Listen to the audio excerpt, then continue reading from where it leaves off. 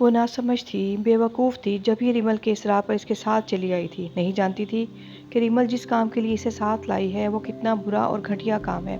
اب جو ریمل کو کونے والی میز پر اس کے بوائے فرینڈ کے ساتھ خوش گپیوں میں مصروف دیکھا تو اسے خود پر جی بھر کر غصہ آیا کہ وہ کیوں ریمل کی باتوں میں آ کر یہاں ریسٹورنٹ میں چلی آئی۔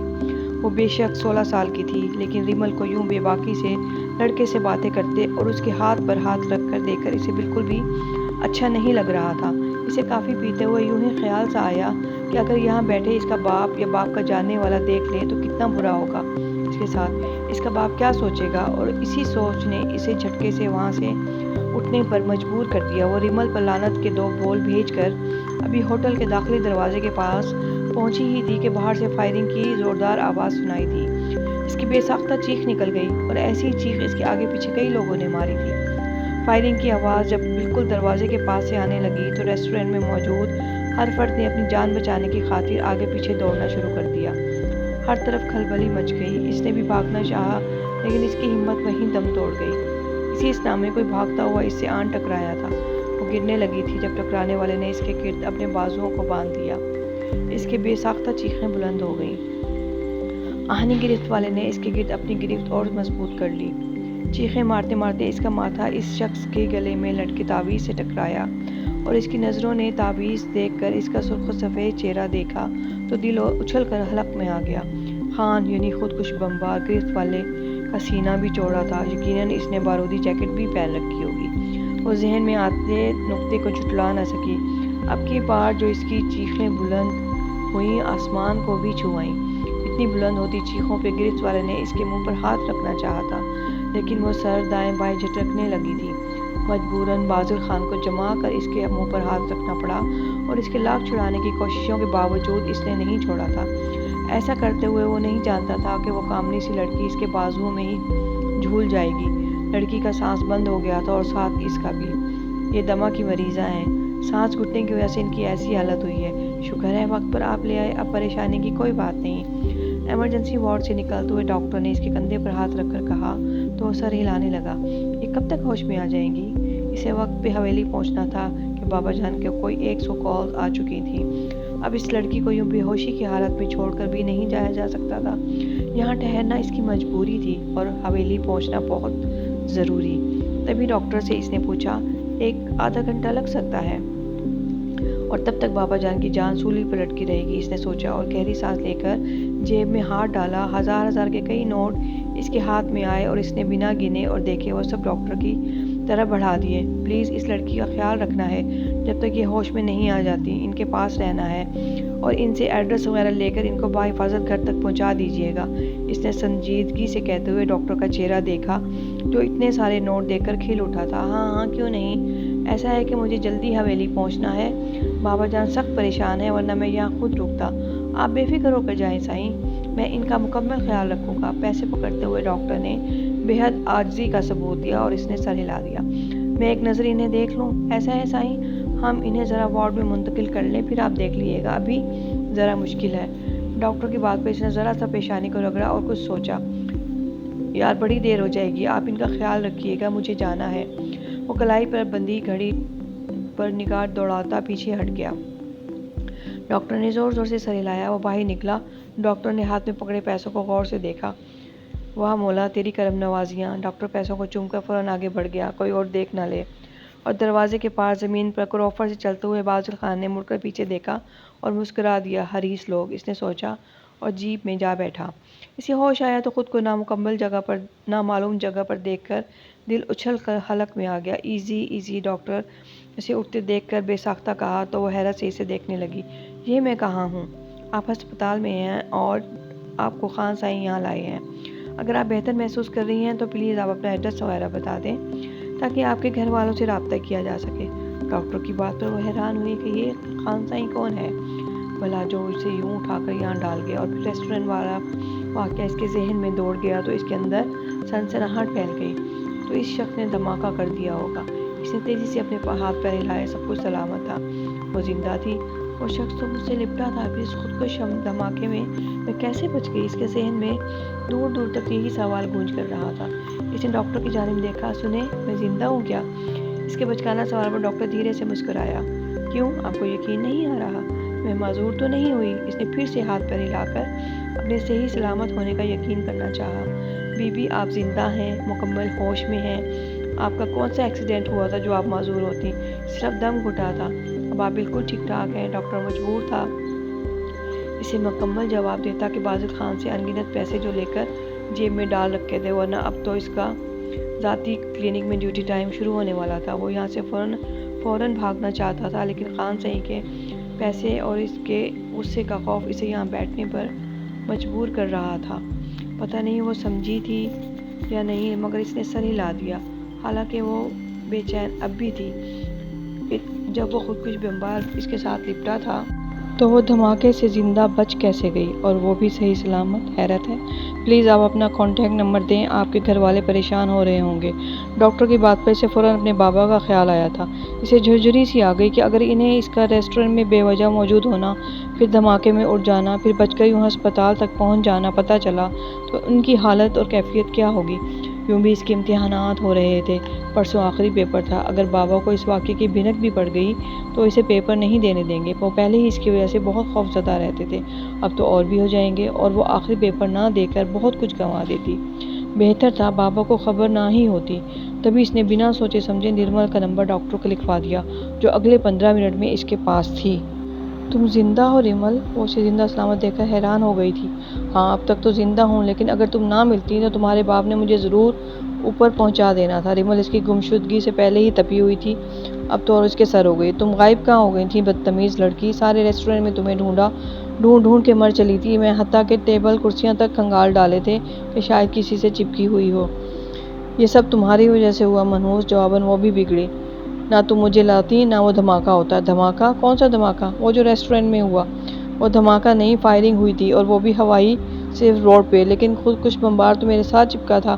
وہ اسی بات میں الجھی ہوئی تھی۔ ارے کون سا بمبار؟ ہیلو لیڈیز، پلیز اب آپ جا سکتی ہیں، مجھے بھی کچھ کام ہے، مجھے نکلنا ہے۔ ڈاکٹر نے تب کر درمیان میں مداخلت کی۔ وہ دونوں نان سٹاپ بول رہی تھیں، اس بیچارے کی طرف دیکھ ہی نہیں رہی تھیں جو بے وجہ مجبوری وہاں کھڑا تھا۔ ڈاکٹر کی اس بات پہ دونوں ہی تیزی سر ہلا کر اٹھیں۔ پلیز خان صاحب پوچھیں تو یہ بتائیے گا کہ میں آخر تک آپ کے پاس کھڑا رہا تھا۔ ڈاکٹر مانور سے مخاطب تھا۔ ریمل نے حیرت سے مانور کی طرف دیکھا۔ یہ خان صاحب کون ہے؟ مانور نے جواباً کندھے اچکا کر لا علمی کا اظہار کر دیا۔ تبھی ریمل کا سیل فون بجا۔ تمہارے بابا کا ہے، جلدی سے کوئی بہانہ بناؤ ورنہ دونوں کا قتل یقینی ہے۔ السلام علیکم انکل۔ انکل سوری، ہم لیٹ ہو گئے، ہم دونوں منگلا ڈیم پر آئے تھے، گاڑی خراب ہو گئی۔ نانا پلیز گاڑی نہ بھیجنا، اب تو گاڑی ٹھیک بھی ہو گئی، بس یہاں میگا مارٹ میں ہے، تھوڑی سی شاپنگ کرنی تھی، اب واپس پہنچتے ہیں۔ اوکے، خدا حافظ، بائے بائے۔ اس نے ساری بات ایک ہی سانس میں ختم کر کے فون بند کر دیا۔ یار اگر پاپا کو پتہ چل گیا تو وہ سہم کر بولی، ایک تو تم ڈرپوک بہت ہو، تو کیا کروں، مجھ سے دوگلا پن نہیں ہوتا، تو یہ لو فون بابا کو سب بتا دو، مجھے ڈر لگتا ہے۔ چھوڑو یار، میں اپنی زندگی میں اتنی بزدل لڑکی نہیں دیکھی، لڑکیوں کو بہادر ہونا چاہیے تاکہ لوگ انہیں شیرنیاں کہیں۔ یہ شیرنی تم ہی بن سکتی ہو، خوفناک بندہ دیکھ کے تو میرا پہلے ہی دم گھٹنے لگتا ہے۔ میں بھلا کیسے بنوں شیرنی؟ پتہ ہے کہ تم نے خود ساختہ ڈر و خوف اندر گھسا رکھے ہیں، انہوں نے تمہیں اتنا بزدل، ڈرپوک اور گیدڑ بنا رکھا ہے۔ اور سوری، گیدڑ نہیں گیدڑی۔ وہ آخری کہکا لگا کر وہ ہنسی تو اس نے زور سے ایک مکہ اس کے کندھے پر جڑ دی۔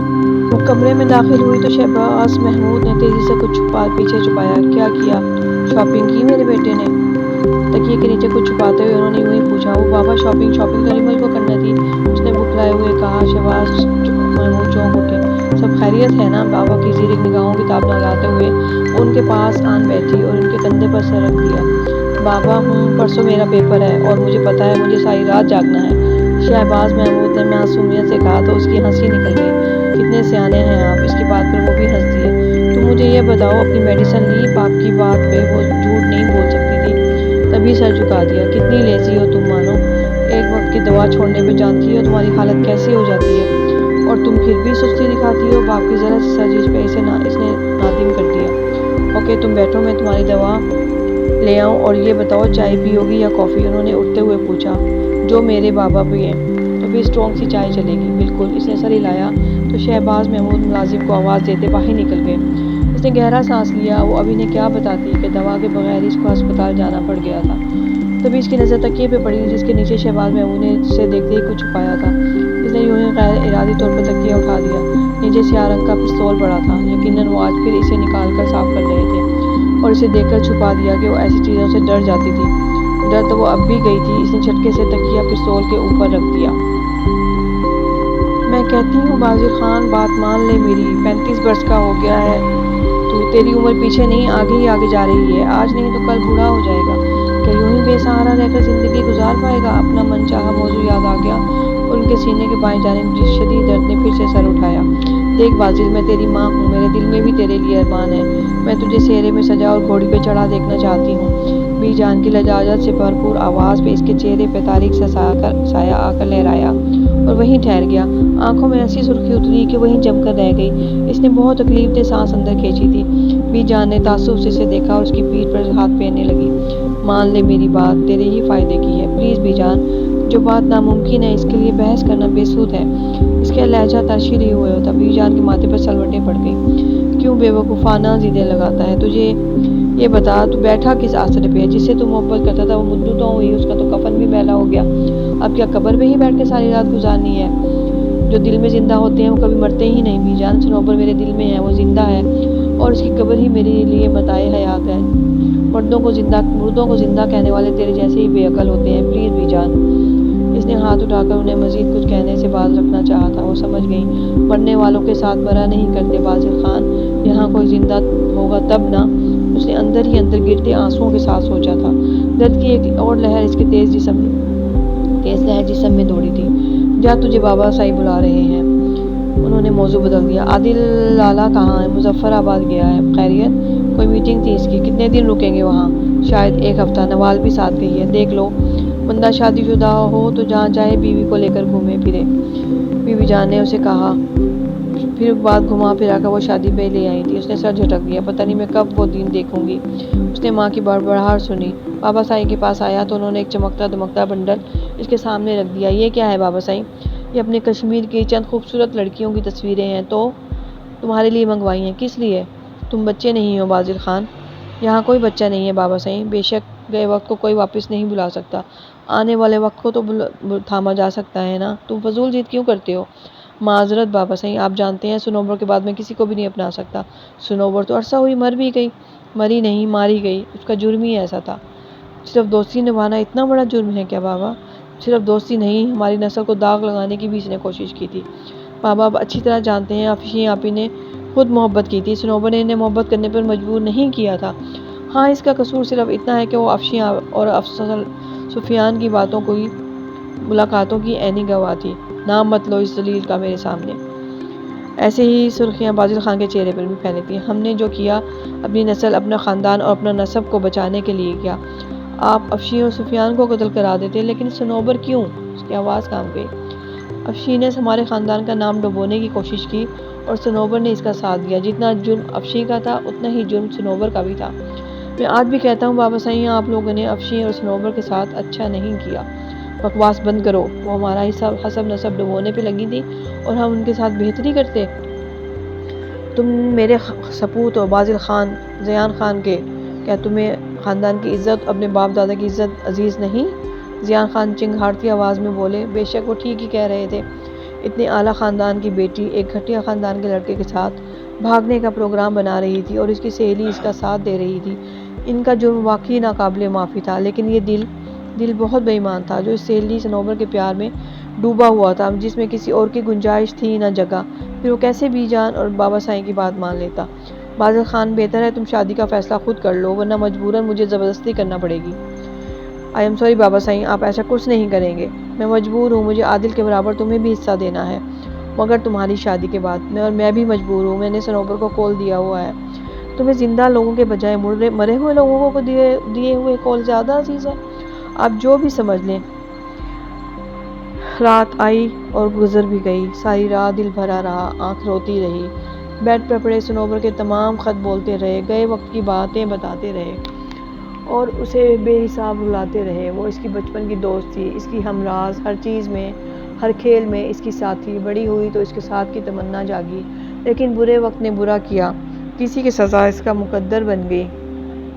सहेली का साथ देते देते उसने अपनी जान भी गंवा दी और उसके साथ उसकी अपनी जान। وہ نالائق کہاں ہے؟ صبح منشی زمینوں کے کاغذات لے کر اندر آیا تو بابا سائیں کو خود بدھ لگ گئی۔ سو رہا ہے، بی جان نے کہا۔ دن کے 11 بج گئے ہیں، میں نے 2-3 بار باہر بلایا مگر اس نے کوئی جواب نہیں دیا۔ اس سے کہو منشی آیا ہے، وہ پھر بھی نہیں آئے گا۔ میں اس ضدی لڑکے سے عاجز آ چکا ہوں۔ اس سے کہو کل ہماری زمینوں کا فیصلہ ہے، بنا کہے خاموشی سے عدالت چلا جائے۔ آج تو اس نے اپنی ہی عدالت لگا رکھی ہوگی۔ عجیب انسان ہے، لوگ 10-10 عورتیں ایک ساتھ رکھ لیتے ہیں اور یہ ایک عورت کے پیچھے مر رہا ہے، اور وہ بھی مری ہوئی عورت کے پیچھے۔ بی جان نے تصحیح کی اور کاغذات پڑھنے لگیں۔ تم شادی کیوں نہیں کر لیتے؟ اس کا بکھرا حلیہ دیکھ کر تخت پر بیٹھی زمر آپا نے گویا اس کی مشکل کا حل نکالا۔ آپ سب جانتی ہیں۔ اس نے انگوٹھے اور شہادت کی انگلی سے اندر کی جانب کو سر دبایا۔ دیکھ میرے بھائی، گیا وقت ہاتھ نہیں آتا۔ صنوبر کی موت کیسے ہوئی اور کیوں ہوئی یہ ہم سب جانتے ہیں۔ وہ بے قصور تھی زمر آپا۔ یہ تم کہتے ہو نا، ورنہ اس کا قصور افشیں جتنا ہی تھا، حتیٰ کہ اسے بھاگنے کے لیے اپنا برقع تک دیا۔ پھر تم یہ کیسے کہہ سکتے ہو کہ وہ بے قصور تھی؟ وہ بے قصور نہیں تھی بازل، وہ ہمارے جو ریت رواج ہیں وہ یہاں یہی قصور اصل جرم ہوتا ہے۔ بتائیں؟ بابا سائیں نے حکم دیا۔ عادل اور شایان نے اس آدمی کے ٹکڑے ٹکڑے کر دیے۔ سارے خاندان کو خبر ہو گئی۔ پھر کیسے وہ اپنی قصوروار بیٹی کو چھوڑتے، اسے زندہ رہنے دیتے، اور جب بیٹی کا گلا کاٹ دیا تو اس کی ساتھی کو زندہ رکھ کر وہ آستین کا سام کیسے پال دے؟ زمر آپا کے کھردرے لہجے پر وہ گہری سانسیں لے کر رہ گیا۔ بات سچ تھی مگر بے ایمان دل تسلیم کرنے سے قاصر تھا۔ دل اب بھی بے قرار تھا۔ لڑکیاں تو سب کی سب ایک سے بڑھ کر ایک ہیں۔ دیکھیں سائیں یہ کتنی خوبصورت ہے، میرے بازل کے ساتھ کتنی جچے گی۔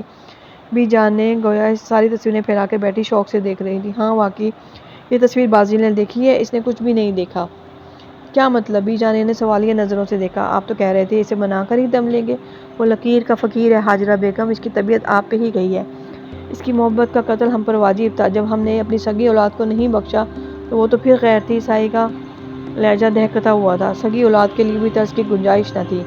آہ میری جھلی بیٹی! حاجرہ بیگم ہمارے لیے محبتوں سے زیادہ خاندان کی عزت اہمیت رکھتی ہے۔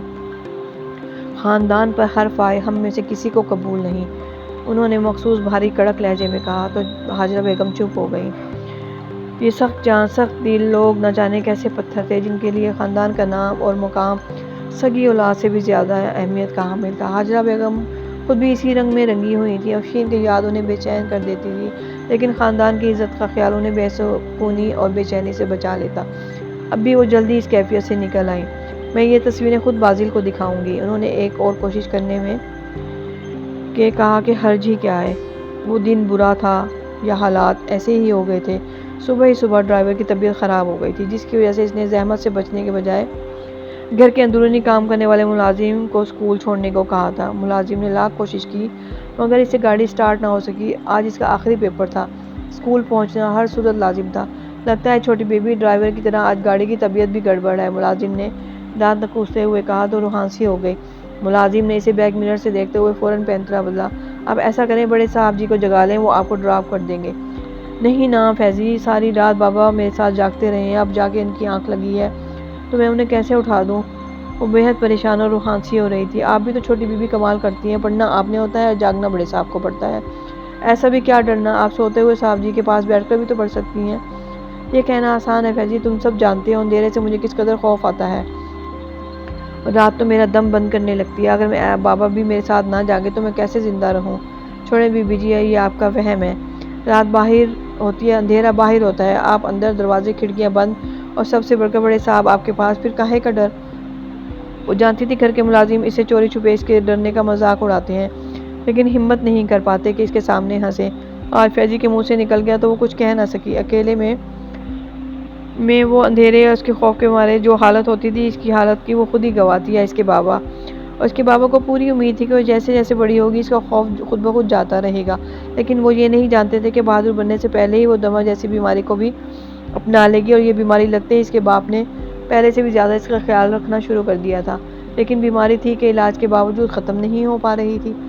اب حالات ایسے تھے کہ امتحانات کی وجہ سے ساری رات جاگ کر پڑھنا پڑتا تھا۔ ایسے میں کئی بار اس کی حالت خراب ہوئی تھی تو اس کے باپ نے بھی اس کے ساتھ جا کر رات گزارنا فرض سمجھ لیا۔ آج اس کا آخری پیپر تھا، وہ جانتی تھی کہ اس کی وجہ سے اس کے بابا بہت بے سکون رہے ہیں، لیکن اس نے عہد کر لیا تھا کہ آج کے بعد وہ ان پر کبھی اپنا خوف ظاہر نہیں کرے گی، انہیں سکون دینے کی کوشش کرے گی۔ یہ ارادہ کرتے ہوئے وہ یہ نہیں جانتی تھی کہ وہ آج کے بعد سکون کسے ملنے والا ہے اور بے سکونی کسے۔ اب صبح ہی صبح پہلی بے سکونی خراب گاڑی کی صورت میں اسے مل چکی تھی۔ فیضی میں لیٹ ہو رہی ہوں، تم ایسا کرو گیٹ بند کرو، میں کسی ٹیکسی یا رکشے سے اسکول چلی جاتی ہوں۔ ہاتھ پہ بندھی گھڑی دیکھتے وقت اس نے تیزی سے گاڑی سے نکلی اور بیرونی گیٹ کی طرف بڑھ گیا۔ اب مزید وقت برباد کرنے سوائے بے وقوفی کے کچھ نہ تھا۔ لیکن چھوٹی بی بی بڑے صاحب، فیضی نے کہا تو اس نے ہاتھ اٹھایا، انہیں کچھ مت بتانا، مجھے کوئی نہ کوئی سواری مل جائے گی، تم گیٹ بند کر لو۔ وہ کہتے ہوئے گیٹ بند کیا اور گیٹ سے نکل گئی۔ گیٹ بند ہونے کی آواز شہبازہ نے جھٹکے سے آنکھیں کھولی۔ سامنے لگے کیلنڈر پر 17 مارچ پہ سرخ پینسل سے گول دائرہ لگا دیکھ کر پلک کے ان کے دل کو کچھ ہوا تھا، لیکن اگلے ہی پل انہوں نے ہاتھ مار کر اپنے تکیے کے نیچے سے سیاہ رنگ کا پستول نکال کر اپنی آنکھوں کے سامنے کر لیا تھا۔ پستول دیکھتے ہی ان کی آنکھوں میں خون سا اتر آیا۔ اسے نہ تو ٹیکسی ملی تھی نہ ہی کوئی اور سواری۔ وہ بھاگنے کے انداز سے چلتی بس اسٹاپ کی طرف جا رہی تھی۔ اسکول پہنچتے آدھا گھنٹہ تو لازمی لگ جاتا، اگر وہ پیدل چلتی تو گھنٹے بھر کا سفر تھا۔ ایسے میں اس کی سمجھ میں نہیں آ رہا تھا کہ رک کر کس سواری کا انتظار کرے اور یا یوں ہی پیدل چلتی رہے۔ اس کے کندھے پر شولڈر بیگ جبکہ ہاتھ میں کلپ بورڈ اور کتاب تھی۔ بےحد عجلت میں وہ موبائل بھی اٹھانا بھول گئی تھی۔ اب تیز سے چلتے ہوئے اچانک اسے محسوس ہوا کہ جیسے اور کوئی بھی اس کے پیچھے پیچھے چل رہا ہے۔ اس نے پیچھے دیکھنے کے بجائے اپنے قدموں کی رفتار اور تیز کر لی تو پیچھے سے چلتے قدموں نے بھی تیزی اختیار کی۔ وہ تیز چل رہی تھی، پیچھے قدم بھی اسی رفتار سے چل رہے تھے۔ اس نے کنکھیوں سے دیکھنا چاہا تو اس کا دل دھک سے رہ گیا۔ اس کے کندھے کے بالکل اوپر کسی مرد کا ہاتھ تھا۔ بے ساختہ اس کے منہ سے چیخ نکل گئی اور اسی چیخ کے ساتھ ہی اس کی مزید چیخیں بلند ہوئیں جب ہاتھ اس کے شولڈر بیگ پہ پڑا تھا اور اس گنڈے نے اس کا بیگ اپنی جانب کھینچ لیا تھا۔ وہ خوف کے مارے وہیں کھڑی ہو کر آنکھوں پر ہاتھ رکھ کر چیخے جا رہی تھی۔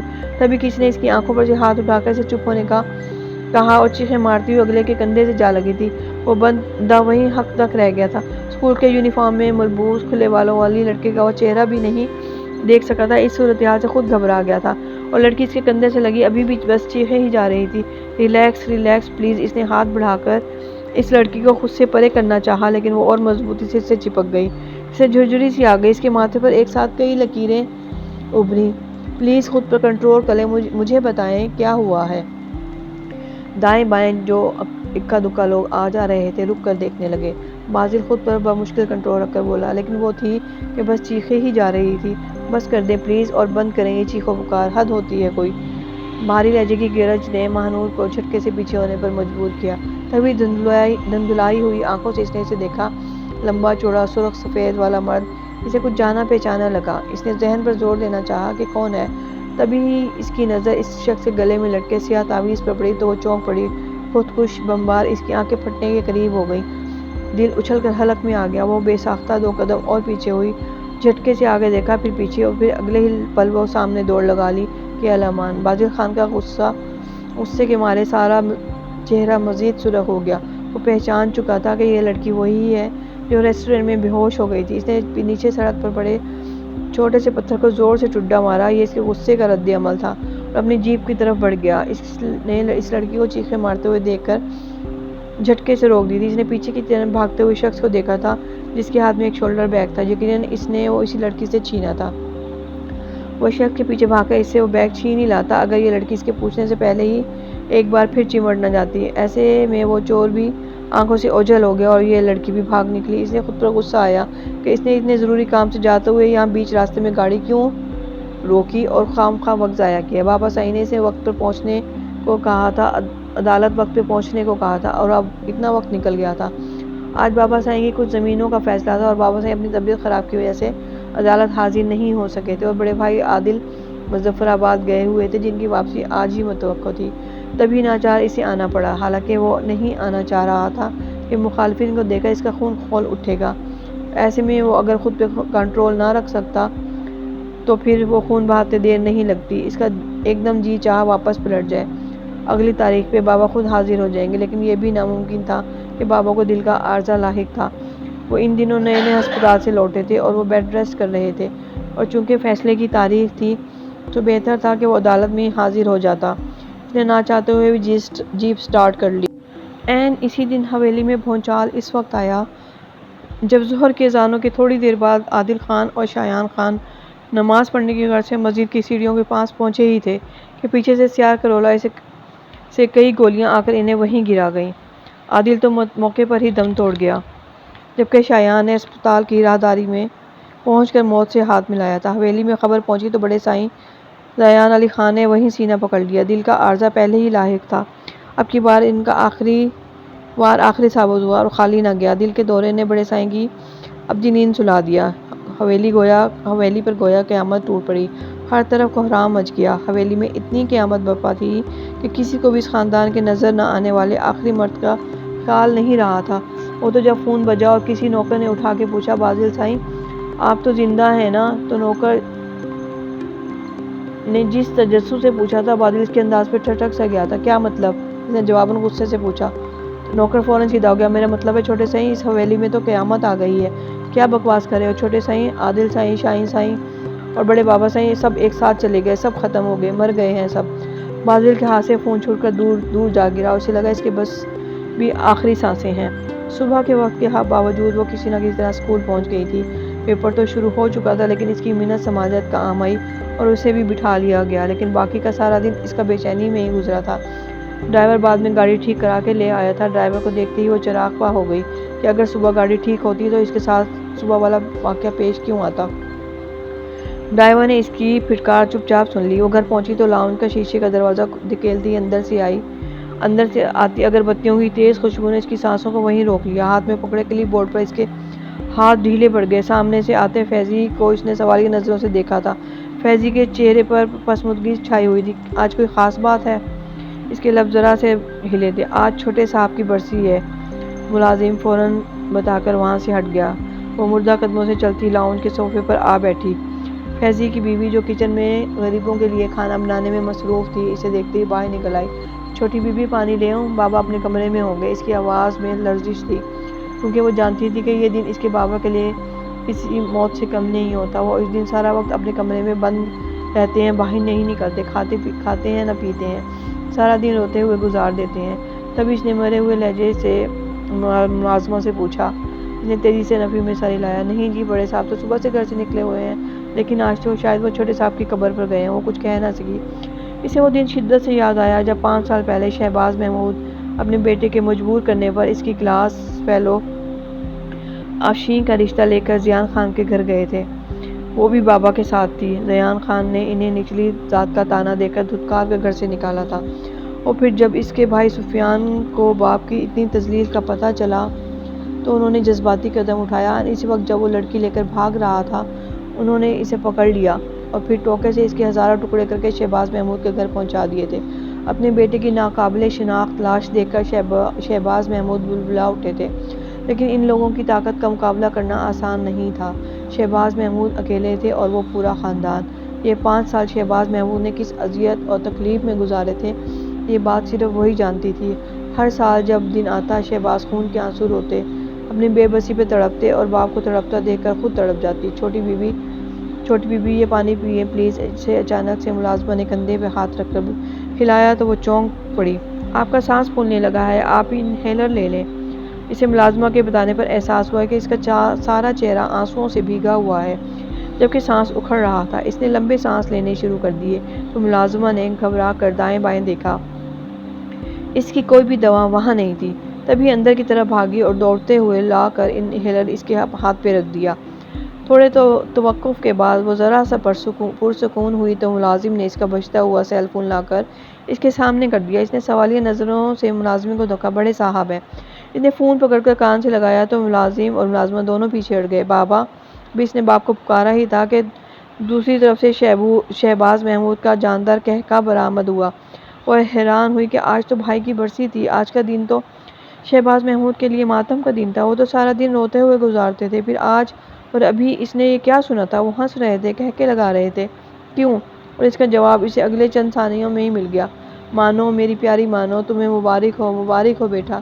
بابا آپ خیریت سے ہیں؟ معصوم دل باپ کا جوش سے بھرا لہجہ سن کر خوش ہونے کے بجائے سکڑنے لگا، اور ایک شبہ سا بھی گزرا کہ شاید اس کے باپ کا دماغ چل گیا ہے۔ آج ہی تو خیریت ہوئی ہے، میں آج ہی تو ٹھیک ہوا ہوں۔ باپ کی بات پہ وہ الجھی ہی تھی کہ اس کے باپ نے اگلے ہی لمحے اس کی یہ الجھن دور کر دی۔ تم خوشیاں مناؤ مانو، آج تمہارے بھائی کا بدلہ میں نے چکا دیا۔ آج میرے بیٹے کے قاتل بھی اوپر چلے گئے ہیں۔ باپ نے پھر سے زور کا قہقہہ لگایا۔ اس کا دل کسی نے مٹھی میں لے لیا۔ بابا آپ نے مارے غم اور دکھ کے اس سے بات بھی مکمل نہ ہوئی اور خوف سے تھر تھر کانپنے لگی۔ ہاں میں نے اپنے بیٹے کا حساب برابر کر دیا، اس کے قاتلوں کو قتل کر دیا۔ باپ کے لہجے پر مانور کے اندر خوف کی ایک لہر تیزی سے دوڑی اور اس کا لہجہ بھی کانپ سا گیا۔ نہیں بابا، آپ کو ایسا نہیں کرنا چاہیے تھا، وہ لوگ ظالم ہیں، سفاک ہیں، آپ کے پیچھے پڑ جائیں گے بابا۔ شہباز احمد کسی سے نہیں ڈرتا، اور ڈرے بھی کیوں؟ اس کے پاس کون سا جوان بیٹا ہے جسے مارنے آئیں گے، جس کے قتل کی وہ دھمکیاں دیں گے؟ اب کی بار شہباز احمد کا لہجہ ذرا سا لڑکھڑایا تھا یا شاید رنجا تھا، لیکن اگلے ہی پل شہباز احمد نے اس پہ فوراً قابو پایا تھا۔ میرا جوان بیٹا تو آج وہاں اوپر بیٹھا خوش ہو رہا ہوگا، مجھے داد دے رہا ہوگا۔ مجھے تو خود پہ یقین ہی نہیں آ رہا، یہ میں نے لمحوں میں کیا سے کیا کر دیا، میں نے کیسے ان لوگوں کو ڈھیر کر دیا۔ ان کے ایک ایک لفظ سے خوشی چھلکی پڑ رہی تھی۔ بابا پلیز آپ گھر آئیں، مجھے بہت ڈر لگ رہا ہے۔ وہ دائیں بائیں دیکھنے لگی۔ جواباً شہباز احمد نے زندگی سے بھرپور کہکا لگایا، میں گھر ہی آ رہا ہوں مانو، تم ملازموں سے کہو وہ ڈھول تاشوں کا انتظام کریں، آج میری حویلی میں سفیان کا ماتم نہیں بلکہ اس کے قاتلوں کی موت کا جشن منایا جائے گا۔ آج ان ظالموں نے موت کا منہ دیکھا ہے، میں ان کی موت پہ خود ناچوں گا۔ شہباز احمد یقیناً خوشی سے پاگل ہوئے جا رہے تھے۔ جبھی تو خوف ہراس میں گھری مانور نے انہیں ہوش میں آنے کو کہنا چاہا، لیکن چاہنے کے باوجود بھی اس کے گلے سے آواز نہیں نکل سکی تھی، اور اس کی آواز نکلنے سے پہلے ہی دوسری طرف سے آتی آواز نے اس کے کان وہیں سن کر دیے۔ خوشی سے جھومتے اور پاگل ہوتے شہباز محمود یہ بھول گئے تھے کہ اس وقت گاڑی میں بیٹھے ہیں اور گاڑی بھی خود ڈرائیو کر رہے ہیں۔ اپنے حال میں مست اور آگے سے بڑی گاڑی کو دیکھ ہی نہ پائے، اور اس چیخ نے ان کو بھی اپنے بیٹے کے پاس بھیج دیا۔ اس دن عدالتی فیصلہ تو نہ ہو سکا، البتہ آسمانی فیصلہ ہو گیا۔ بازل خان افطا خیزاں حویلی پہنچا تھا اور گھر میں رکھے 3 جنازے دیکھ کر جیسے پتھر سا ہو گیا تھا۔ سمجھ میں نہیں آیا کہ باپ کو دیکھے، بھائی کو یا پھر بہنوئی کو، اور روئے تو پھر کس کو؟ وہ مرد تھا اور مرد کی آنکھ میں آنسو آ جائے یہ اس کی مردانگی کے خلاف ہے، لیکن جہاں بات خون کے رشتوں کے بچھڑنے کی ہو وہاں مردانگی کو سنبھال کر رکھنا بہت مشکل ہو جاتا ہے۔ 3 لاشیں دیکھ کر اس کے اندر خون کے آنسو بہنے لگے۔ وہ دھاڑے مار مار کر رو دیتا جو اگر مضبوط حواس کا نہ ہوتا۔ اس کی ماں نے اسے دیکھا تو تڑپ کر اس کے چوڑے سینے سے آ لگی، اور ماں کے ساتھ لگتے ہی اس کا بھی بہانہ چل گیا، اس کی آنکھیں بہہ نکلی۔ بیوہ ہوئی بہن نے سامنے کھڑے بھائی کو دیکھا تو وہ بھی بھائی سے لپٹ گئی، اور بھابھی کو تو ہوش ہی نہیں تھا، وہ عادل کی لاش کے پاس ہی بے ہوش پڑی تھیں۔ عورتیں ان پہ پانی چھڑک چھڑک کر ہوش میں لانے کی کوشش کر رہی تھیں۔ جنازے کے وقت بہت سے لوگوں سے اس نے مسجد والے واقعہ سنا تھا، اور کسی عینی شاہد نے بتایا تھا کہ گاڑی سے فائرنگ کرنے والا ادھیڑ عمر کا مرد تھا، اور اس مرد کا ناک نقشہ سن کر اسے جاننے میں دیر نہیں لگی تھی کہ وہ کون تھا، اور یہ کام شہباز احمد کے علاوہ کوئی نہیں کر سکتا۔ رات بی جان نے کہا تو اس کا یقین کامل ہو گیا۔ تم اب کیا کرو گے بازل؟ ماں نے کہا تو وہ جھک گیا۔ حکم بی جان، خون کا بدلہ خون ہوتا ہے، میں جانتا ہوں، تمہیں یہ بدلہ چکانا ہے، میں ایسا ہی کروں گا، اس نے ایک عزم سے مضبوط لہجے میں کہا، اور کھڑکی کے پار کھڑی قسمت نے سکون سے سوچا تھا کہ خون کا بدلہ تو آج مکمل ہوا تھا، اور یہ ظالم لوگ کیا عزم کر رہے تھے اور قسمت میں کیا تھا کوئی نہیں جانتا تھا۔ اپنے باپ کی لاش دیکھ کر کچھ سمجھ میں نہ آیا کہ روئے تو رو کیسے، چیخیں مارے، سسکے یا بین کرے۔ بھائی کے بعد اب باپ کو بھی خود سے بچھڑتا دیکھ کر وہ اندر ہی اندر ڈھہ سی گئی تھی۔ بس یوں ہی مردہ نگاہوں سے باپ کا چہرہ دیکھتی اور اپنے ہاتھوں سے چھوتی رہی۔ اس کے آنسو بہتے رہے۔ پیدا ہوتے ہی اس نے ماں کو کھو دیا تھا، اور بڑی ہوئی تو بھائی چلا گیا، اور اب باپ نے بھی اس سے ہاتھ چھڑا لیا۔ وہ جتنا روتی کم تھا، اور اب اسے ساری زندگی ہی رونا تھا کہ وہ مسکین، یتیم اور بے آسرا ہو گئی تھی۔ باپ کے جنازے کے وقت وہ رو رو کر بے ہوش ہو گئی تھی، اور جب ہوش آیا تو وہ غش پہ غش کھانے لگی تھی۔ گھر پر صرف ملازم تھے، رشتہ دار کوئی تھا نہیں جو اسے سنبھالتا۔ سب ملازم اس کی حالت دیکھ کر ڈر گئے تھے کہ اسے کچھ نہ ہو جائے۔ کسی نے ڈاکٹر بلایا تھا، اور سکون آور انجیکشن لگتے ہی وہ بے سدھ ہو گئی تھی، اور جب ہوش آیا تو خالی گھر دیکھ کر وہ اندر سے خالی ہو گئی۔ جس ملازم سے جو چیز ہاتھ لگی تھی وہ لے کر بھاگ گیا تھا۔ گھر میں نہ گاڑیاں تھیں، نہ ہی زیور، نہ قیمتی اشیاء۔ گھر سائیں سائیں کر رہا تھا۔ لاؤن میں شہباز محمود کی تصویر دیکھ کر وہ پھر سے ڈھہ گئی تھی۔ روتے روتے وہ پھر بے ہوش ہو جاتی اگر اس کے کان کے پاس کوئی عجیب سی چیز نہ آن ٹھہرتی۔ اس نے روتے روتے یوں ہی سر اٹھا کر دیکھا، اپنے سر پر موت کا فرشتہ دیکھ کر اس کی سانسیں رک گئی تھیں۔ اس کے ہاتھ میں پستول تھا جو اس نے اس کی کن پٹی پر رکھ دیا تھا۔ شہزاد محمود کہاں ہیں؟ کڑک لہجہ گرجتا ہوا تھا۔ وہ آنکھیں پھاڑے اسے دیکھ رہی تھی۔ سامنے وہی خودکش بمبار کھڑا تھا۔ وہ ڈر کر 2 قدم پیچھے ہوئی تھی۔ یہیں کھڑے رہو، اب 1 قدم بھی پیچھے ہوئی تو تمام کی تمام گولیاں تم پر انڈیل دوں گا۔ بھاری لہجے میں وہ جو دھمکی تھی اس کی روح نکالنے کے لیے کافی تھی۔ وہ تھر تھر کانپنے لگی۔ بازل نے بھویں چکا کر اسے پوچھا، میں پوچھ رہا ہوں شہباز محمود کہاں ہے؟ وہ تھر تھر کانپتی نظروں سے اسے دیکھنے لگی۔ کچھ بولتی ہو یا؟ اس نے بے حد مشتعل ہو کر ٹریگر پر زور سے انگلی ماری تھی۔ اس کی چیخ نکل گئی۔ وہ سات نفی میں گردن ہلانے لگی۔ اگر وہ اس وقت گھر پر نہیں تو پھر کہاں ہے وہ؟ ابھی اس کا لہجہ وہی سختی لیے ہوئے تھا۔ میں کہہ رہا ہوں بتاؤ وہ کہاں ہے؟ اس نے بے حد غصے سے اس کے بالوں سے پکڑنا چاہا۔ ایسے میں جھٹکے سے وہ اس کے قریب ہوا تھا کہ روتے ہوئے اس کے سینے سے آن لگی۔ اس کی سانسیں وہیں تھم گئی۔ وہ حق دق سا اس کے بال تک پکڑنا بھول گیا۔ دل تھا کہ دھڑکنا بھول گیا۔ وہ مر گئے ہیں، میرے بابا مر گئے۔ وہ مجھے چھوڑ کر چلے گئے۔ میں بے آسرا ہو گئی ہوں۔ ان کی مانو بے آسرا ہو گئی ہے، یتیم ہو گئی ہے ان کی مانو۔ وہ روتے روتے چلانے لگی تھی اور چلاتے چلاتے ہوش کھونے لگی۔ وہ دم سادے اسے سن رہا تھا، اپنے دل کے ساتھ لگے کسی اور کے دل کی آواز سن رہا تھا۔ بازل کی گاڑی ایک جھٹکے سے پورچ میں آن رکی۔ بڑے ہال سے اندر داخل ہوئی تو نوال بھابی کے قدموں میں بھی بجلی سی بھر گئی۔ وہ دونوں بجلی کسی رفتار سے باہر نکلے۔ مجھے یقین ہے میرا بیٹا خالی ہاتھ نہیں لوٹا ہوگا، اپنے پیاروں کا حساب برابر کر دیا ہوگا۔ بی جان کے لہجے میں تفاخر تھا، غرور تھا۔ بازل نے ڈرائیونگ سیٹ پر سے اترتی ماہنور کو بالوں سے پکڑ کر باہر کھینچا تھا۔ ماہنور کی چیخ نکل گئی تھی۔ وہ اسے بالوں سے کھینچتا وہ بی جان اور نوال کی طرف بلایا تھا۔ بلال یہ کیا؟ تم تو شہباز محمود کو ختم کرنے گئے تھے۔ بی جان نے حیرت سے اسے دیکھا۔ اس نے بالوں سے پکڑی ہوئی ماہنور کو بی جان کے قدموں میں ڈال دیا۔ یہ شہباز محمود کی بیٹی ہے اور شہباز محمود وہ کتا مجھ سے پہلے ہی مر گیا۔ ماہنور نے گرتے گرتے خود کو سنبھالا، جھٹکے سے اٹھ کر اس پہ جھپٹی اور اسے کالر سے پکڑ لیا۔ تم نے کتا کس کو کہا؟ تم ہوگے کتے، تمہارا خاندان۔ بازل کے بھاری ہاتھ نے اسے گالی پوری نہیں کرنے دی۔ اس کے نرم گال پر 5 انگلیوں نے اپنے مضبوط نشانات ثبت کر دیے۔ تبھی ماہنور کو پیچھے بالوں سے کسی نے پکڑ کر اپنی جانب کھینچا تھا۔ تو یہ ہے میرے شایان کے قاتل کی بیٹی؟ زمر آپا نے چلا کر اس کے چہرے پر تھپڑ مارا تھا۔ وہ میرے بھائی عادل کے قاتل کی بیٹی یہی ہے نا؟ اسے ایک اور تھپڑ لگا تھا۔ میرے باپ کی موت کی وجہ بننے والی خونی کی یہی بیٹی ہے نا؟ اور ایک کے بعد دیگرے کئی تھپڑ اس کے چہرے پر پڑے۔ اس کا چہرہ سن ہو گیا۔ جب اس کی پشت پر نوال بھابی کے گھونسے پڑے تو وہ بازل کے پیروں میں جا گری۔ اس کے منہ سے خون کی دھار نکلی تھی۔ زمر آپا نوال بھابی نے اسے روئی کی طرح دھنک کر رکھ دیا۔ بازل نے نخوں سے اپنے قدم اندر کی طرف بڑھا دیے۔ وہ اپنے ہوش کھو بیٹھی تھی۔ اس کی آنکھ کھلی، اپنے چار سو گھپ اندھیرا دیکھ کر دل اچھل کر حلق میں آ گیا۔ بے اختیار اپنی جگہ سے اٹھنا چاہا لیکن دکھتے جسم نے ایسا نہ کرنے دیا۔ وہ اپنی جگہ کرا کر رہ گئی۔ اسے آس پاس عجیب طرح کی آوازیں سنائی دیں، شاید پاس ہی جانور بندھے تھے۔ یا رب! وہ اندھیرے میں بلبلائی۔ اس نے وہ کالی رات یوں ہی روتے گزار دی تھی۔ صبح ہونے کا احساس تب ہوا جب کمرے کی واحد روشن دان سے روشنی نے اندر جھانکا۔ تب اس نے سوجی ہوئی آنکھوں سے اپنے دائیں بائیں دیکھا۔ یہاں اس سے ذرا پرے گائیں بھینسیں بندھی تھیں۔ اسے اکائی سی آ گئی۔ وہ وہیں دھوری ہو گئی۔ اس لڑکی کا کیا کرنا ہے؟ بی جان نے صبح ناشتے کرتے ہوئے اسے پوچھا۔ پڑا رہنے دیں اسے یہیں کہیں، تم اسے مار کر وہیں پھینک آتے۔ ایک بار موت آ جائے تو فائدہ کوئی نہیں، بندہ بار بار مرے تو اسے زندگی سمجھ میں آتی ہے۔ پیچھے سے آتی زمر آپا نے کہا تو اس کے دل کو ہلکا سا کسی نے دبایا۔ یہ لڑکی ہمارے مردوں کے قاتل کی بیٹی ہے، اسے ہم آسانی سے مرنے بھی نہیں دیں گے۔ زمر آپا کے لہجے میں ایک جنون سا تھا۔ وہ محسوس کر کے سر ہلانے لگا۔ ٹھیک کہہ رہی ہیں آپ، اسے نوکرانی بنا لیں، گھر کے سارے کام کرے گی۔ مجھے نہیں لگتا کہ وہ کچھ کر پائے گی، وہ مشکل 15-16 سال کی ہے۔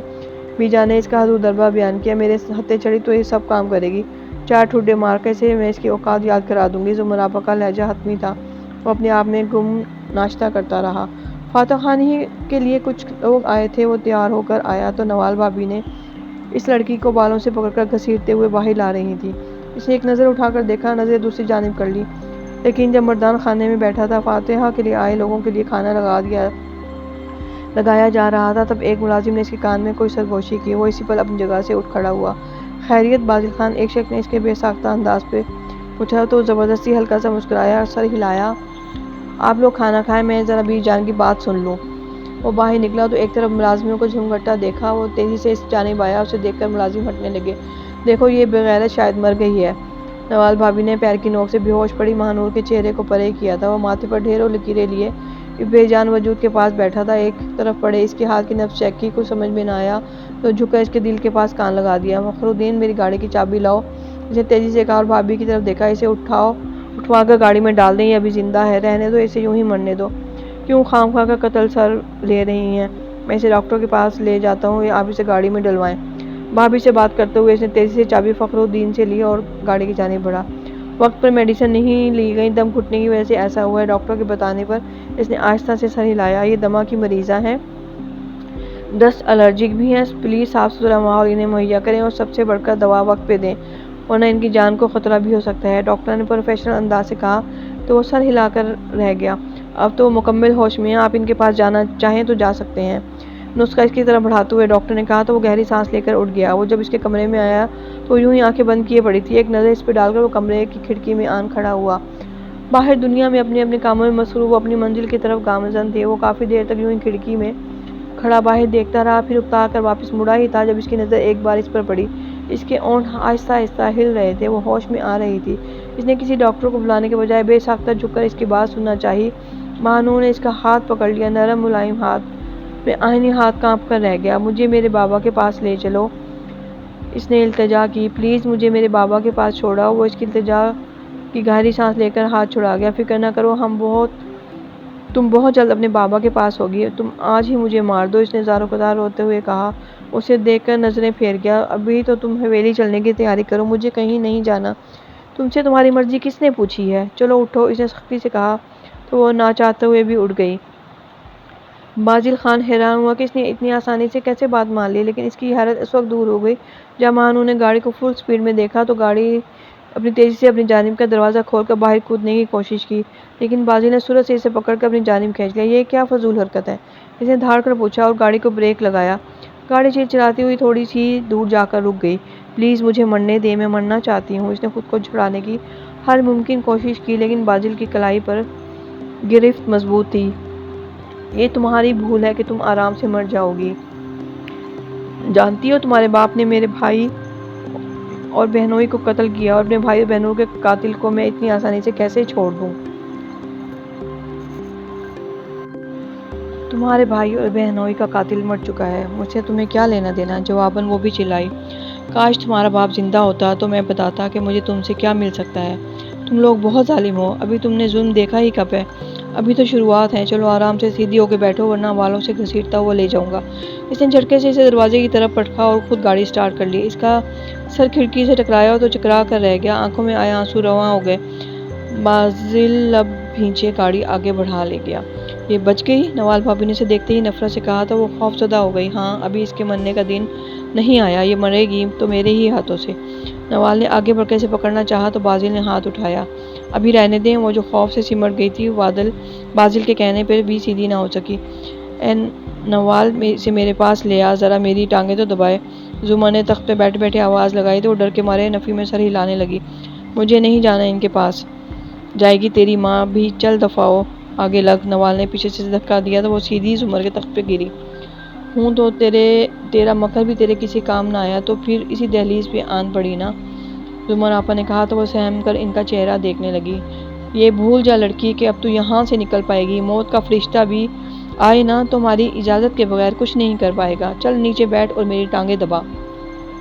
زمر آپا نے ٹانگیں نیچے لٹکائیں تو وہ چپ چاپ کھڑی رہی کہ کیا کرے، ایسے کام اسے کہاں آتے تھے، دفعہ ہو، نیچے بیٹھ، زمر آپا نے بھاری لہجے میں کہا تو مردانے کی طرف بڑھتے ہوئے بازل نے ذرا سا مڑ کر اس کی طرف دیکھا تھا۔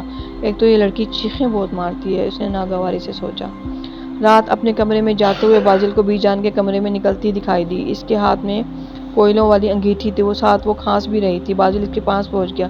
یہ انگیٹھی نیچے رکھ دو، اگر اس میں نئے کوئلے نہ ڈالے تو بی جان ان کوئلوں کو مجھ پر انڈیل دیں گی، وہ سہمے ہوئے انداز میں بولی تھی، ساتھ کھانسی بھی تھی۔ تم رکھ دو نیچے اور اپنا سانس درست کرو۔ اس کے کہنے پہ اس نے انگیٹھی نیچے رکھ دی اور سانس کو درست کیسے کرتی، سانس بگڑ رہا تھا، کھانسی بڑھتی جا رہی تھی۔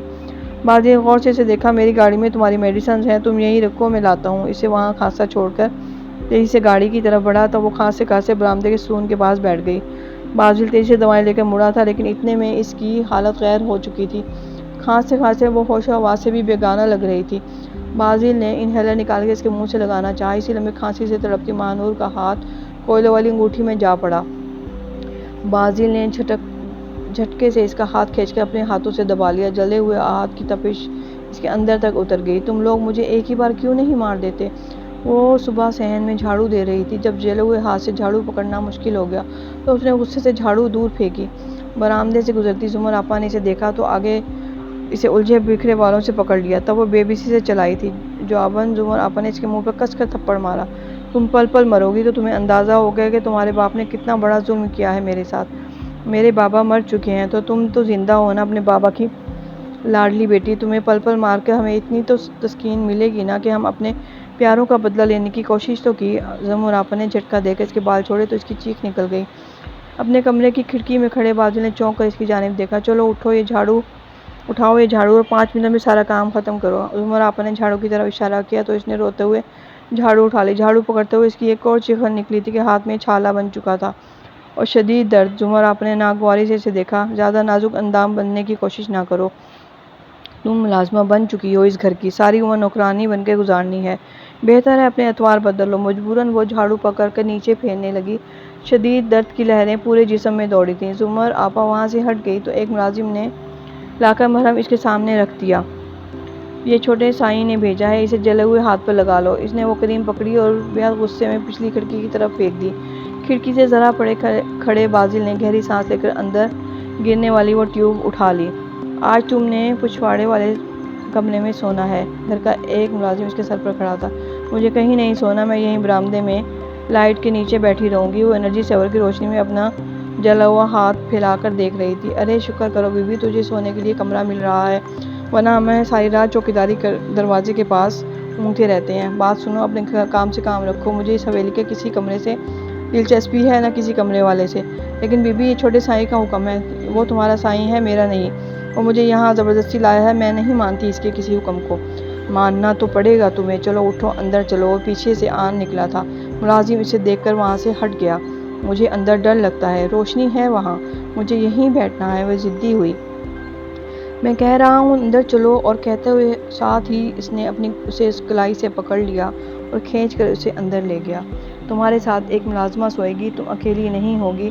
بتی جلا کر وہ اسے اندر چھوڑ آیا تھا۔ وہ بے بسی پر روتی رہ گئی۔ خانسامہ کے بیمار ہونے کی وجہ سے وہ بی جان نے اسے کچن میں لا کھڑا کیا۔ آج کھانا پینا سب تم کرو گی، مجھے تو کچھ نہیں بنانا آتا۔ وہ رونے لگی۔ نوال تمہارے ساتھ ہوگی، میں اسے بھیجتی ہوں، اتنے میں تم کام شروع کرو۔ بی جان اسے وہیں چھوڑ کر خود باہر نکل گئی۔ وہ اتنے بڑے کچن میں کھڑی آنکھیں پھاڑے دائیں بائیں دیکھنے لگی۔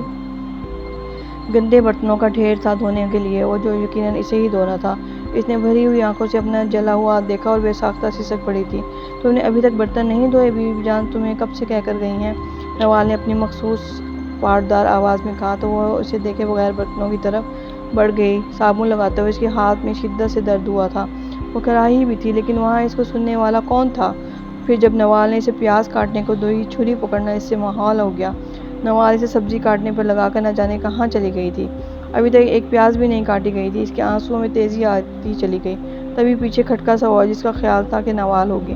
اب آتے ہی جب اسے سستی سے کام کرتے دیکھے گی تو پیٹ ڈالے گی۔ نوال بھابی، وکیل صاحب آئے ہیں، باہر آئیں پلیز، بازل نے اسے دیکھے بغیر کہا۔ وہ فوراً سیدھی ہوئی اور کچھ بھی سوچے سمجھے بغیر ہاتھ میں پکڑی تیز چھری بازل کے پیٹ میں گھسا دی۔ بازل نے سرعت سے چھری آگے سے پکڑ لی اور بازل کا ہاتھ خون سے لتھڑ گیا تھا۔ سارے کچن میں خون پھیل گیا۔ بازل خان، یہ تمہارے ہاتھ کو کیا ہوا ہے؟ بی جان نے اپنے بیٹے کے ہاتھ پر پٹی بندھی دیکھی تو تڑپ کر رہ گئی۔ کچھ نہیں، یہ بس یوں ہی کچھ لگ گیا تھا۔ خیر ہو مولا، کہیں کسی دشمن نے؟ بی جان ایسی کوئی بات نہیں، معمولی سی چوٹ آئی ہے۔ زمر آپا نظر نہیں آ رہی۔ زمر اور نوال قبرستان گئی ہیں۔ تبھی زمر ماہنور کو بالوں سے پکڑ کر اندر داخل ہوئی اور جھٹکے سے 2 جھٹکے دیے تو ماہنور کی گھٹی گھٹی سی چیخیں نکل گئیں۔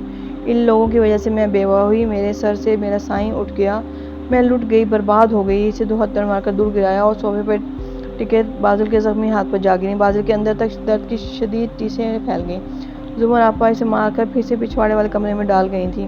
وہ مفلوج جسم کے ساتھ روتی ہوئی بے بس پڑی تھی۔ رات کا نہ جانے کون سا پہر تھا جب کوئی بھاری قدموں سے اس کے پاس آن رکا۔ تم نے دوا نہیں لی؟ یہ لو، ابھی کھا لو۔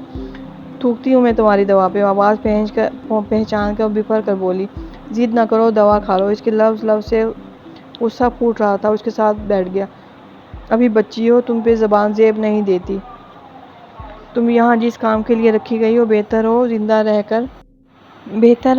رہ کر وہ سب چپ چاپ سہتی رہو۔ تم لوگوں نے مجھے کہیں کا نہیں چھوڑا، مجھے جیتے جی مار دیا۔ روندھی آواز میں تازہ زخموں کا درد تھا۔ ابھی سے یہ حال ہے تو آگے جا کر کیا کرو گی؟ اس نے دانستہ اسے ڈانٹ کر کہا۔ تمہیں قتل کر دوں گی۔ وہ دھاڑی اور اس پہ جھپٹ پڑی۔ بازل نے خود کو چھڑانے کی کوئی کوشش نہیں کی۔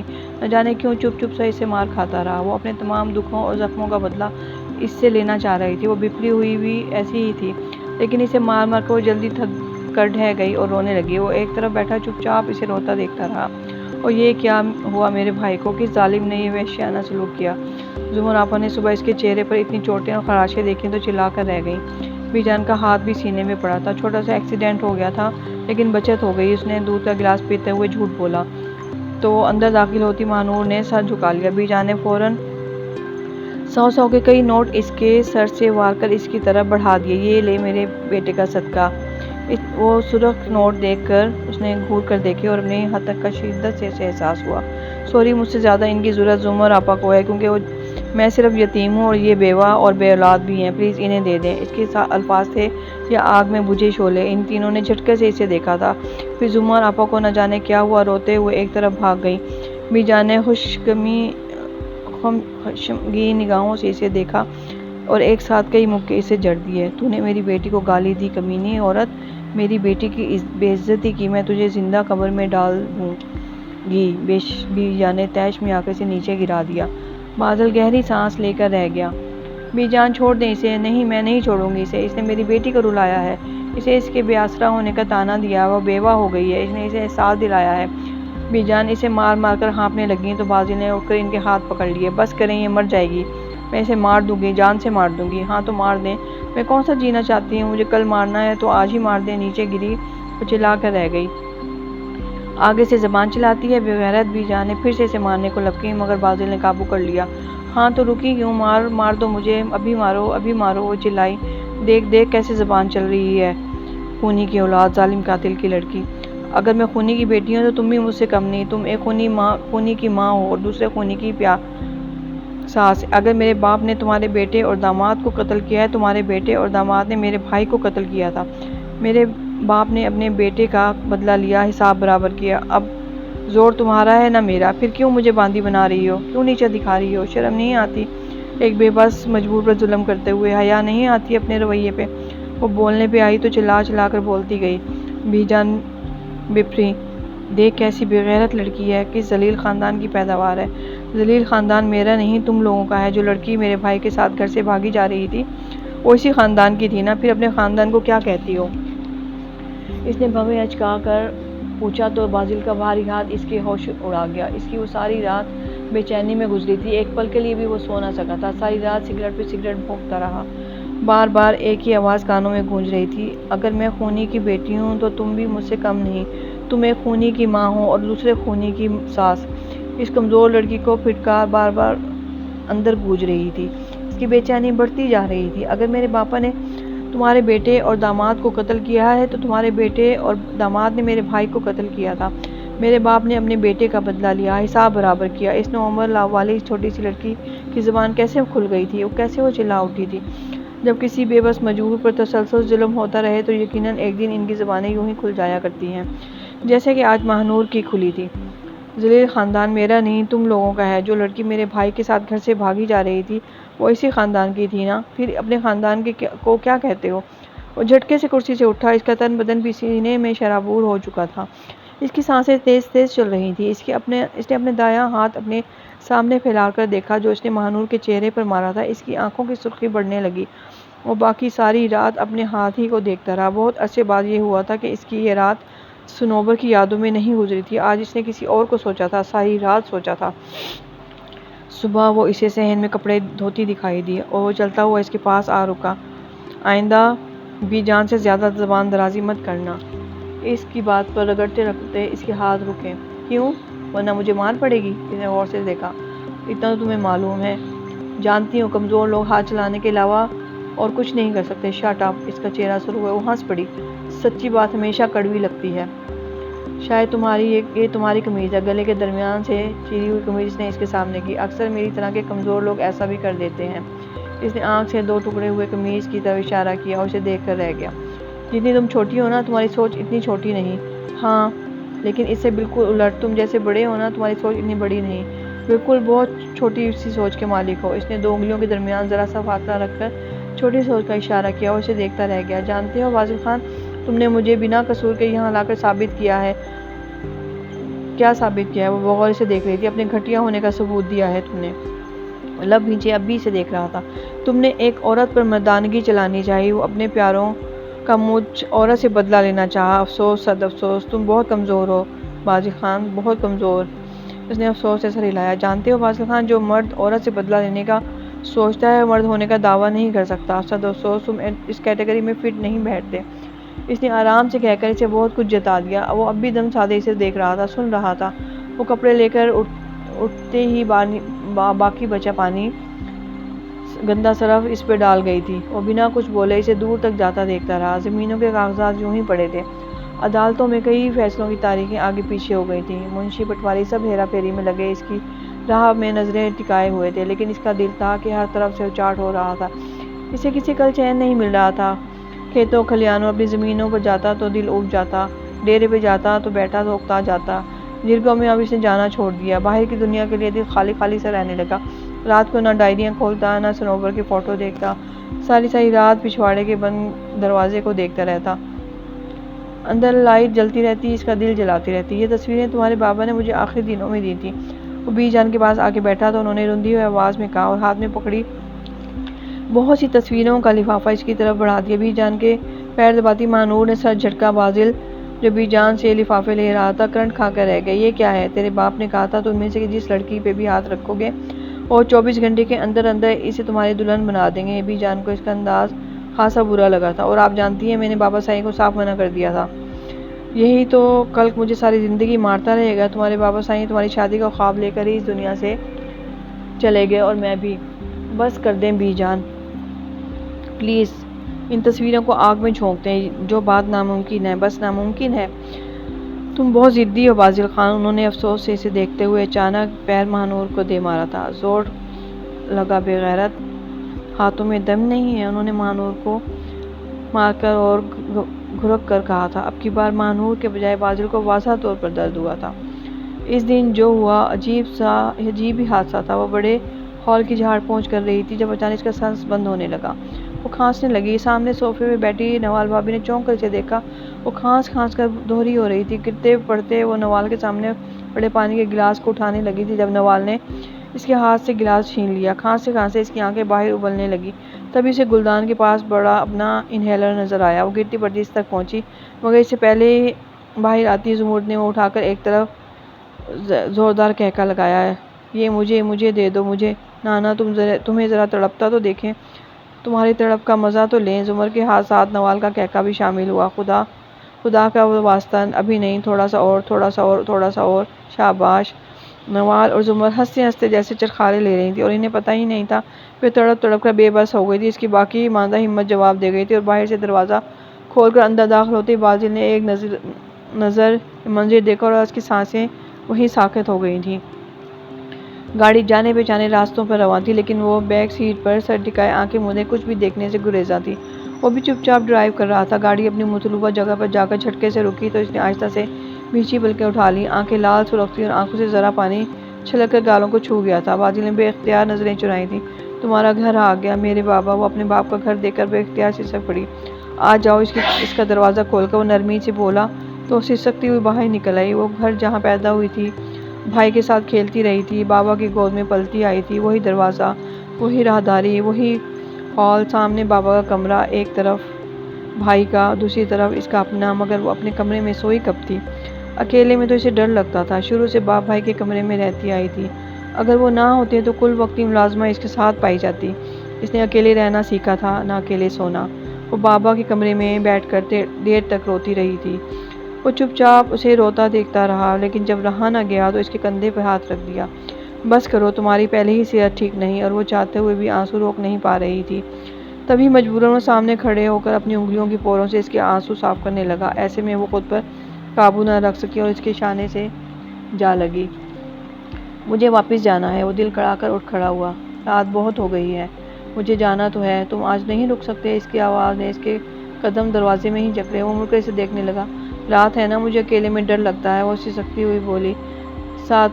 ہاتھوں کی انگلیاں چرخانے لگی۔ میرے ہوتے ہوئے کیا تم نہیں ڈرو گی؟ پلیز رک جاؤ نا، پتہ ہے نا میں مارتا بھی ہوں، پلیز، اندھیرے سے مجھے ڈر لگتا ہے اور اکیلے میں میری جان نکل جائے گی۔ اللہ نہ کرے، بے ساختہ اس کے منہ سے نکلا۔ تم رکو گے نا؟ اس نے آج سے پوچھا۔ وہ کچھ بغیر دیر اسے دیکھتا رہا، پھر سر ہلا دیا۔ وہ اس رات بہت سکون سے سوئی تھی۔ تم سوئے نہیں؟ صبح اس کی آنکھوں کی سرخی دیکھ کر بے اختیار بولی تھی۔ ارے یہ پورا گھر ہے، اتنا بڑا ہے، جس طرح چاہے سو جاتے۔ بازل بے ساختہ مسکرا دیا تھا۔ بہت معصوم ہو تم، شاید پاگل۔ کیا مطلب؟ وہ الجھی۔ اب ایسا بھی نہیں ہے، چھوڑو سب مطلب وطن، مجھے چائے کی طلب ہو رہی ہے، ایک اسٹرانگ سی کپ چائے مل جائے گا؟ ارے تم ابھی بھی اسٹرانگ چائے پیتے ہو؟ بے اختیار چیخی۔ مجھے بھی زیادہ پتی والی چائے اچھی لگتی ہے۔ تو پھر 2 کپ بنا لو، ذرا سا مسکرا کر نرمی سے بولا تھا۔ تبھی اس کا موبائل بجا۔ اسکرین پر گھر کا نمبر تھا۔ جی السلام علیکم بی جان، میں یہی ہوں جی۔ وہ بج گئی ہے، اس نے کنکھیوں سے اسے دیکھتے ہوئے کہا۔ ماہ نور اسے بات کرتا دیکھ کر کچن کی طرف بڑھ گئی، لیکن بازل کے اگلے الفاظ نے اس کے قدم روکے تھے۔ بی جان یہ معصوم ہے، بچی ہے، مجھ سے غلطی ہوئی، جیسے اٹھا کر آپ لوگوں کے پاس لے گیا۔ زمر آپا اور نواز بھابی نے اسے اس طرح کا ظلم کیا، اسے مارنے میں کوئی کسر نہیں رکھی۔ بہت افسوس کی بات ہے، یقین مانیں مجھے اپنی غلطی کا شدت سے احساس ہوا ہے۔ اپنی ماں سے اس کے حق میں بات کر رہا تھا۔ اس بات نے بے اختیار اس کا نرم و نازک دل کو گدگدایا۔ چائے بنا کر وہ واپس آئی تو وہ بات ختم کر چکا تھا۔ سنو جی، تم اپنے بھائی کا خون ہمیں معاف کر سکتی ہو تو کیا تم اپنے پیاروں کا خون معاف کر سکتے ہو؟ اس نے بھی جواب میں پوچھا۔ سمجھداری کا تقاضا یہی ہے کہ اب ہمیں کوئی نہ کوئی گنجائش نکال لینی چاہیے۔ یہ خاندان برادری کے مسئلے ختم کرنے چاہیے۔ پہلے جو ہوا اور جن رسم و رواجوں کی وجہ سے ہوا، اب ہمیں ان رسم و رواجوں کو توڑنا چاہیے اور دوبارہ سے وہی اصول اپنانے چاہیے جو آج سے 1400 سال پہلے ہمارے آخری نبی صلی اللہ علیہ وآلہ وسلم نے ہمیں دیے تھے۔ انہوں نے حسب نسب مٹا کر ہر انسان کو برابری، مساوات اور عدل کا درس دیا۔ قربان میں صلی اللہ علیہ وسلم کے، وہ بے ساختہ بولی۔ اسلام میں قتل کا بدلہ صرف قتل نہیں، بلکہ اس میں صلہ رحمی اور درگزر معافی کو زیادہ اہمیت دی گئی ہے۔ ہمارا مذہب ہمیں بھائی چارے کا درس دیتا ہے۔ تو اتنا علم رکھتے ہو پھر بھی؟ اس نے شکوہ کیا۔ بس سنبھلنے کا بھی کوئی نہ کوئی وقت ہوتا ہے، اور یہی سمجھ لو کہ اس علم نے اب جا کے مجھ پر اثر کیا ہے اور میں اب سنبھلا ہوں، ورنہ اس سے پہلے میں بھی ان ریتوں رواجوں میں الجھا ہوا تھا۔ اس نے ایمانداری سے اپنا تجزیہ کیا۔ وہ سر ہلانے لگی۔ اچھی بات ہے، اس بات پر تم مبارکباد کے مستحق ہو۔ شکریہ، اور اس کے لیے میں تمہارا زیادہ شکر گزار ہوں کہ تمہاری وجہ سے مجھے یہ احساس ہوا اور مجھے سب جاننے کا موقع ملا۔ اس نے افراط دلی سے کہا اور وہ چپ چاپ اسے دیکھے گئی۔ تم آج بھی نہیں رک سکتے؟ وہ اگلے دن پھر اس کے پیچھے کھڑی سے روک رہی تھی۔ مجھے جانا تو ہے، آج نہیں تو کل لازمی جانا پڑے گا۔ اس کا لہجہ بوجھا بوجھا سا تھا۔ آج رک جاؤ، کل چلے جانا۔ اگر کل بھی تمہیں ڈر لگا تو پھر رک جانا۔ بے ساختہ اس کے منہ سے نکلا۔ وہ مدھم سے مسکرایا۔ روز رکنا میرے لیے ممکن نہیں۔ وہ دل پہ پتھر رکھ کے بولا۔ تو پھر میں اکیلی کیسے رہوں گی؟ ہاں، اس کا کوئی نہ کوئی حل سوچنا پڑے گا۔ ہاں، کوئی حل نکالو نا پلیز۔ اس نے اس کا ہاتھ پکڑ لیا، وہ کہیں بھاگ ہی نہ جائے۔ بازل نے گہری نظروں سے اپنے ہاتھ پہ اس کا ہاتھ دیکھا۔ تو پھر کیا خیال ہے، ان ہاتھوں کو ہمیشہ کے لیے ایک نہ کر لیں؟ کیا مطلب؟ بازل خان ولد زیان خان، ماہ نور شہباز ولد شہباز محمود کو زوجیت میں لینے کا فیصلہ کر چکا ہے، تو کیا یہ فیصلہ آپ کو قبول ہے؟ اور ماہ نور نے جو بے ساختہ حیران نظریں اٹھا کر اسے دیکھنا چاہا، اسی چمکتی آنکھوں نے اسے وہیں پلکیں گرانے پر مجبور کر دیا۔ بولو، کیا قبول ہے؟ وہ پھر بولا۔ ماہ نور کے ہاتھوں سے پسینہ چھوٹ پڑا۔ میں نے پوچھا، قبول ہے؟ بھاری آواز میں گرج تھی، دھمک تھی، جو اگلے کا دل دہلا دینے کے لیے کافی تھی، لیکن اگلے کا دل دہلا نہیں۔ اس نے اس کی آنکھوں میں دیکھتے ہوئے اس کے گلے میں لٹکے تعویذ کو پکڑ لیا تھا۔ جب خودکشی ہی کرنی ہے تو ٹھیک ہے، دونوں ایک ساتھ کرتے ہیں۔ اور بازل خان کا زوردار کہکا بلند ہو گیا تھا۔